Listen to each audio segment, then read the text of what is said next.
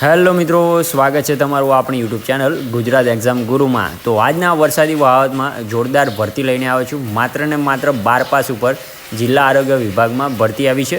તો ખૂબ જ સારી ભરતી છે જે નેશનલ હેલ્થ મિશન દ્વારા યોજાઈ રહી છે અને કોઈ પણ જાતની પરીક્ષા વગર તમારે આ ડાયરેક્ટથી પરીક્ષા રહેવાની છે। ઓકે, તો આ ભરતીની અંદર સંપૂર્ણ માહિતી તમને આપી દેવાનો છું કે કઈ પોસ્ટ ઉપર વેકન્સીઓ છે, કે આની માટે તમારે એજ્યુકેશન ક્વોલિફિકેશન શું રહેવાની છે, તેના માટે તમને સેલેરી શું ચૂકવવામાં આવશે અને સૌથી મહત્ત્વની વસ્તુ એના માટે તમારે સિલેક્શન પ્રોસેસ છે એ કઈ રીતે રહેશે। તો સંપૂર્ણ માહિતી તમને એક જ વિડીયોની અંદર મળી રહેવાની છે।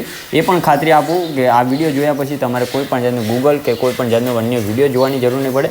સંપૂર્ણ માહિતી તમને આ વિડીયોની અંદર જ મળી જવાની છે મિત્રો।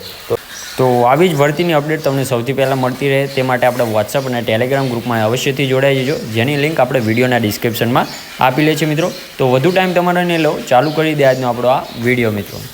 તો હેલો મિત્રો, ફટાફટથી આપણે ઓવરવ્યૂની વાત કરી લઈએ સૌથી પહેલાં, ત્યારબાદ સ્ટેપ બાય સ્ટેપ સંપૂર્ણ માહિતી જોઈ લઈશું। તો સૌથી પહેલાં ઓર્ગેનાઇઝેશન એટલે કે ભરતી સંસ્થાનો વિશે વાત કરીએ તો NHM એટલે કે નેશનલ હેલ્થ મિશન દ્વારા તમારી આ ભરતી યોજાવાની છે।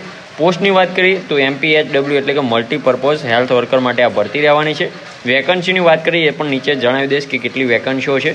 મોડ ઓફ એપ્લાયની વાત કરીએ તો તમારે ઓનલાઈન ફોર્મ ભરવાનું રહેશે અને જોબ લોકેશનની વાત કરીએ તો ગુજરાતના અલગ અલગ જિલ્લાઓમાં રહેશે। એ જિલ્લાઓ પણ તમને જણાવી દઈશ કે ક્યાં જોબ રહેવાની છે। અને સેલેરીની વાત કરીએ તો 15,000 તમને આની અંદર સેલેરી આપવામાં આવશે। તો આપણી જે એજ્યુકેશન ક્વોલિફિકેશન છે એ જોઈ લઈએ। મલ્ટીપર્પઝ હેલ્થ વર્કર એટલે MPHWની તમારી આ ભરતી રહેવાની છે, જેની અંદર માત્ર ને માત્ર 12 પાસ માગેલું છે અને MPHWનો કોર્સ અથવા તો સેનિટરી ઇન્સ્પેક્ટરનો કોર્સ કરેલો હોવો ફરજિયાત રહેવાનો છે। જેની અંદર સેલેરીની વાત કરીએ તો 15,000 તમારી આની અંદર સેલેરી રહેવાની છે મિત્રો। એજ લિમિટેશનની વાત કરીએ તો 18 થી 45 વર્ષ તમારી એજ લિમિટેશન માગેલી છે આની અંદર। અને એજ રિલેક્સેશન એટલે કે માહિતી છૂટછાટની વાત કરીએ તો એ પણ તમને ગવર્મેન્ટ નિયમ મુજબ મળી રહેવાની છે આની અંદર।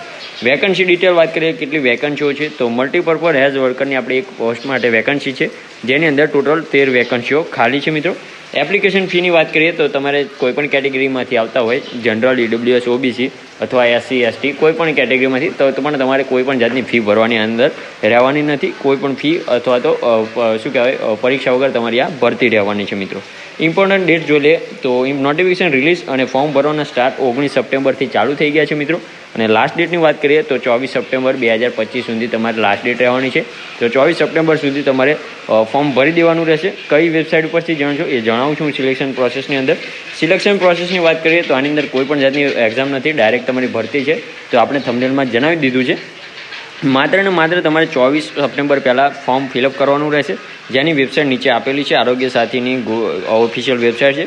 અથવા તો તમને ના મળે તો ટેલિગ્રામ ગ્રુપમાં અને વોટ્સઅપ ગ્રુપમાં મૂકી દેવાનો છું, તો ત્યાંથી પણ તમે જઈને ડાયરેક્ટ ફોર્મ ભરી શકો છો।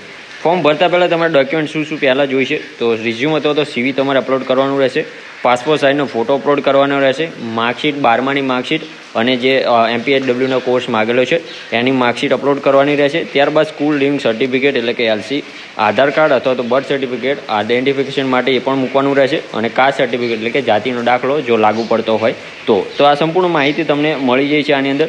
તો આવા જ વિડીયોની અપડેટ તમને મળતી રહે તે માટે આપણે વોટ્સઅપ અને ટેલિગ્રામ ગ્રુપમાં અવશ્યથી જોડાઈ જજો, જેની લિંક આપણે વોટ્સઅપના વિડીયોના ડિસ્ક્રિપ્શનમાં આપેલી છે મિત્રો। ઓકે, તો મળીએ નવા વિડીયોમાં નવી ભરતી સાથે। ત્યાં સુધી જય હિન્દ, જય માતાજી મિત્રો।